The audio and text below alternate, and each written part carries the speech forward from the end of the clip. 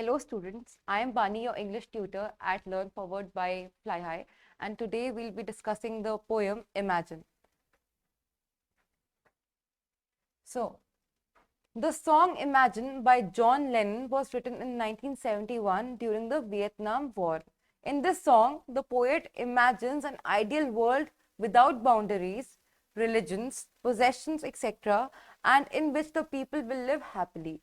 So this poem is basically an extract from a song written by John Lennon. Written by John Lennon. तो ये Vietnam में एक war हो रही थी, उस टाइम पे ये पोयम लिखी गई है, ये सॉन्ग लिखा गया था।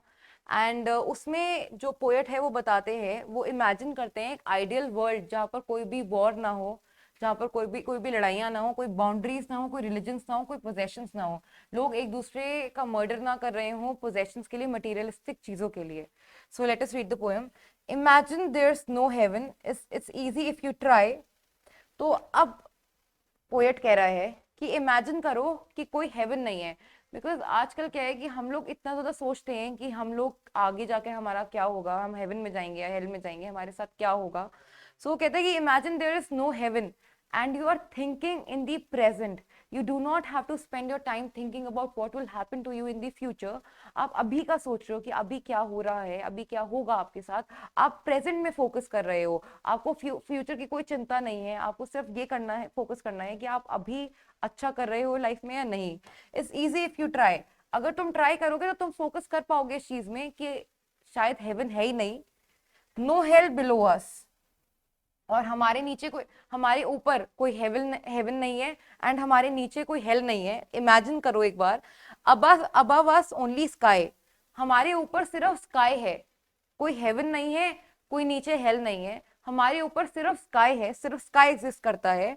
Imagine all the people living for today, और हर बंदा सिर्फ आज के लिए जी रहा है, प्रेजेंट के लिए जी रहा है, फ्यूचर की चिंता ही नहीं कर रहा है, फ्यूचर के लिए लोगों से लड़ नहीं रहा है, फ्यूचर के लिए दूसरी लाइफ डिस्ट्रॉय नहीं कर रहा है, सिर्फ प्रेजेंट में जी रहा है। Imagine there is no country, imagine there is no country जिसके चक्कर में वॉर्स होती हैं। इमेजिन की अलग अलग नेशनैलिटीज नहीं है, हर बंदा एक कॉमन अर्थ में जी रहा है एंड हर कंट्रीज के बेसिस पे ह्यूमन लाइफ डिपेंड नहीं करती हैं।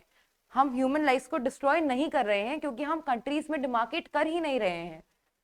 It isn't hard to do, और ये सोचना, ये इमेजिन करना हार्ड नहीं है। ये इमेजिन करना कि हमारे ऊपर हेवन नहीं है, हमारे नीचे हेल नहीं है, हमारे ऊपर सिर्फ स्काई है, ये इमेजिन करना टफ नहीं है। हम सिर्फ प्रेजेंट के लिए जी रहे हैं, ये भी इमेजिन करना टफ नहीं है। इमेजिन करो कि कोई भी कंट्री नहीं है। अगर कोई कंट्री नहीं होगी, एक कॉमन वर्ल्ड होगा जिसके ऊपर हर ह्यूमन बीइंग एक लिविंग बीइंग की तरह जी रहा होगा। उसको कोई ये नहीं होगी कि हमें दूसरी कंट्री के अगेंस्ट जाना है, हमें वॉर जीतनी है, हमें कुछ भी करना है, हम मटीरियलिस्टिक चीजों के लिए लड़ेंगे, तो फिर कोई वॉर ही नहीं होगी, कोई लाइफ डिस्ट्रॉय नहीं होगी। तो imagine there is no country, imagine करो कोई कंट्री नहीं है, और हार्ड नहीं है इमेजिन करना, नथिंग टू किल और डाई फॉर। और अगर कोई कंट्री नहीं होगी तो फिर कोई लड़ाइयां ही नहीं होंगी, कोई वॉर ही नहीं होंगी, एंड नो रिलीजन टू। ठीक है, अब कोई रिलीजन नहीं होगा तो कोई हिंदू मुस्लिम वाली लड़ाइयां नहीं होंगी, कोई कोई भी बेसिस, कोई भी रिलीजन बेसिस पे लड़ाइयां नहीं होंगी। Imagine all the pieces living life in peace. और अब सोचो कि जितने भी लोग हैं वो पीस में लाइफ जी रहे हैं, वो लड़ नहीं रहे, वो on the basis of caste, creed, religion, nationality, boundaries, इन चीजों, पोजेशंस, मटीरियलिस्टिक थिंग्स, इन चीजों पे लड़ नहीं रहे हैं। इन चीजों के चक्कर में एक दूसरे के अगेंस्ट एक दूसरे को पिट नहीं कर रहे हैं। यू मे से आई एम अ ड्रीमर। अब मैं तुम्हें ये बोल रहा हूँ कि इमेजिन करो, इमेजिन करो, इमेजिन करो, तो तुम्हें लग रहा होगा that I am living in an imaginary world, that I am a dreamer, मैं सिर्फ सोचता हूँ। But I am not the only one, but मैं अकेला नहीं हूँ जो इन चीजों के बारे में ड्रीम कर रहा हूँ। Someday, I hope someday you will join us, and I hope कि किसी दिन तुम भी एग्जैक्ट सेम सोचोगे जो चीज मैं सोच रहा हूं। आई बिलीव कि एक दिन तुम भी सेम चीज के बारे में ड्रीम करोगे जो मैं कर रहा हूं। A world where there are no boundaries, a world where there is no demarcation between countries, a world in which there is no religion, a world in which there is no heaven or hell. तो अगर तुम्हें कोई कर्स करेगा कि तुम तो hello में जाओगे, तो तुम्हें बुरा ही नहीं लगेगा ना, because you know that there is no heaven और hell. You are only going to live in the present, and you are going to enjoy your life because you are living in the present. You are not thinking of the consequences कि आगे जाकर होगा क्या, आगे जाके आप hello में जाओगे या हेवन में जाओगे. आप सिर्फ प्रेजेंट पर फोकस कर रहे हो. So I hope that someday you will join us. I hope कि किसी दिन आप भी मेरे इस ड्रीम में शामिल होगे एंड सोचोगे कि काश एक ऐसी दुनिया एग्जिस्ट करती and the world will be as one. और पूरी दुनिया एक हो जाएगी. There will be no wars, there will be no chemical wars, no wars based on gases. कुछ भी ऐसी wars नहीं होंगी, कुछ भी destroy नहीं होगा, कोई भी destruction नहीं होगा, कोई भी explosions नहीं होंगे, कुछ भी नहीं होगा. पूरी दुनिया हार्मनी में, पीस में, ट्रैंक्विलिटी में एक साथ रहेगी. Imagine no possessions, I wonder if you can. ठीक है. और लोग मटीरियलिस्टिक चीजों के लिए लड़ेंगे नहीं कि ये चीज मेरी है, ये चीज मेरी है, ये लैंड मेरा है, ये कंट्री मेरी है, ये जगह मेरी है, ये सिटी मेरी है. लोग लड़ेंगे नहीं. I wonder if you can. सोचो, नो नीड फॉर ग्रीड और हंगर. और कोई भूख नहीं होगी क्योंकि सब एक दूसरे के भाई बहन होंगे एंड सब लोग हार्मनी को प्रीच करेंगे, पीस को प्रीच करेंगे. तो कोई ग्रेड नहीं होगी, सिर्फ भाईचारा होगा, सिर्फ ब्रदरहुड होगा. लोग छीनेंगे नहीं चीजें एक दूसरे से, लोग चोरी नहीं करेंगे, लोग लड़ेंगे नहीं, लोग दूसरों को मारेंगे भी नहीं. A brotherhood of man. और भाईचारा होगा. एक फीलिंग होगी that the other person, no matter where he और शी लिव्स, ही और शी इज आवर ओन. वो हमारा ही पार्ट है and we are living on common land. Common land का मतलब हम सेम अर्थ पे जी रहे हैं, हम सेम एयर को ब्रीथ कर रहे हैं, हम सेम लैंड पे वॉक कर रहे हैं, हम सेम स्काई के अंडर हैं. Imagine all the people sharing all the world.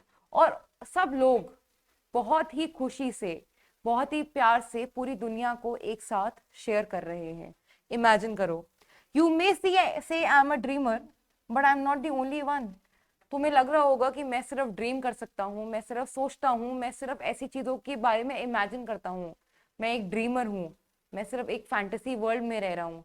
But I am not the only one. मैं अकेला नहीं हूँ जो इन चीजों के बारे में सोचता हूँ या ड्रीम करता हूँ या इमेजिन करता हूँ. I hope someday you will join us and the world will live as one. I hope that आप भी एक दिन मुझे ज्वाइन करोगे एंड सोचोगे कि ऐसा एक वर्ल्ड एग्जिस्ट करे और मैं अकेला नहीं होऊंगा इस मूवमेंट में. तो अगर पोएट, अब मैं पोएट की पॉइंट ऑफ व्यू से बता रही हूँ कि अगर पोएट एक भी बंदे को इस चीज के लिए इन्फ्लुएंस कर पाए एंड हर बंदा अगर पोएट की इन लाइन से इन्फ्लुएंस हो जाए, तो कोई भी बाउंड्रीज नहीं होंगी, कोई भी वॉर्स नहीं होंगी, कोई भी थ्रेट टू लाइफ नहीं होगी, कोई भी डिस्ट्रक्शन ऑफ प्रॉपर्टी नहीं होगी, कोई भी डिस्ट्रक्शन ऑफ लाइफ नहीं होगी एंड हर बंदा एक साथ हार्मनी एंड पीस के साथ रहेगा. So this was a beautiful poem. This poem is over and let's come to the competency based questionnaire. Choose the word opposite in meaning to the word hell, heaven. Which of the following words is correctly spelled? The answer is possessions. What can be imagined above us? Only sky. What is the poet trying to imagine, telling us to imagine in the lines? That there is no heaven above us, there is no hell beneath us, there is only sky above us, and we are going to live in the present. It's easy to imagine that there is no heaven. True. It's easy to imagine there is no heaven if you try. Write the rhyming word of try from the extract. Sky. It's easy if you try. Above us, only sky. Now, next. What is the poet saying isn't hard to imagine? People can live in peace if there is no religion. True. What do people kill or die for? Possessions.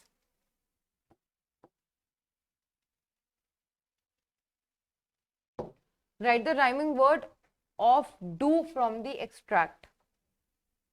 It isn't hard to do and no religion too. So the answer is 2. Now take the correct option. How can we live in peace if we all live like brothers?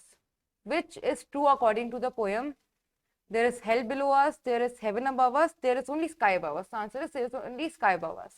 What does the poet feel? one day his dreams will become a reality. His dreams can never be true. No one will ever agree with his ideology. So the answer is one day his dreams will become a reality. Now complete the summary of the poem using the words given in the box. The words are war, countries, dreamer, peaceful, boundaries, hope, nicer world. In the poem, the poet imagines a peaceful world. He hopes that people should live peacefully without conflict. It tells that if we imagine that there are no boundaries,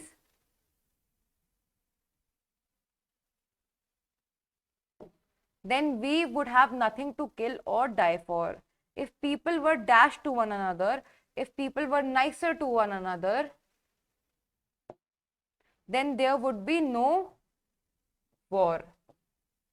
Instead of having dash that divide us, instead of having uh,